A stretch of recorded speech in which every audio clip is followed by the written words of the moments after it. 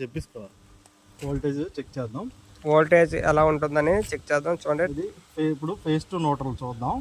First phase to neutral 260 R phase, Y phase to neutral 252, B phase to neutral 254. Phase to phase check చేద్దాం. R and Y 440 above వస్తుంది. R and B 447 వచ్చింది. అలాగే why and B 440 voltage వచ్చింది.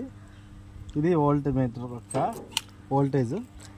ఆ విధంగా voltage అనేది మనం clap metre ఉపయోగించి చెక్ చేస్తాము. ఇప్పుడు యాంప్స్ ఎలా చెక్ చేస్తాం కూడా చూద్దాం. మల్టీమీటర్ ఉపయోగించి ముందుగా యాంప్స్లోకి ఈ మీటర్ని యాంప్స్ మీటర్లోకి పెట్టుకోవాలి.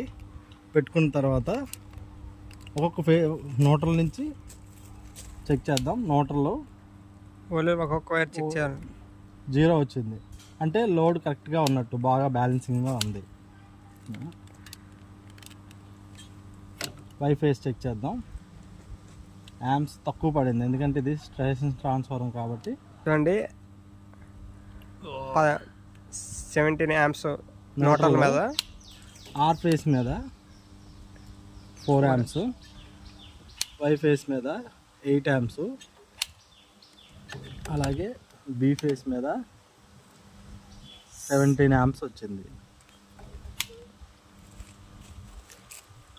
నువ్వు తగులుకో, కిరణ్ గడి చూపించండి. చూశారు కదా. ఇప్పుడు మల్టీమీటర్ ఉపయోగించి ఏ విధంగా మనం వోల్టేజ్ అండ్ యాంప్స్ని కనుక్కోవాలనేది విషయం చాలా క్లియర్గా చెప్పడం జరిగింది. ఈ విషయం మీకు యూజ్ఫుల్ అయితే లైక్ చేసి షేర్ చేసి సబ్స్క్రైబ్ అవుతారని. సబ్స్క్రైబ్ అవడం ద్వారా మరి మా వీడియో మరికొంతమందికి తెలుస్తుంది. దీనివల్ల ఇంకొంచెం మందికి నాలెడ్జ్ అనేది పెరుగుతుంది అన్నమాట. చూసారా, ఇక్కడ మనం క్లాప్ మీటర్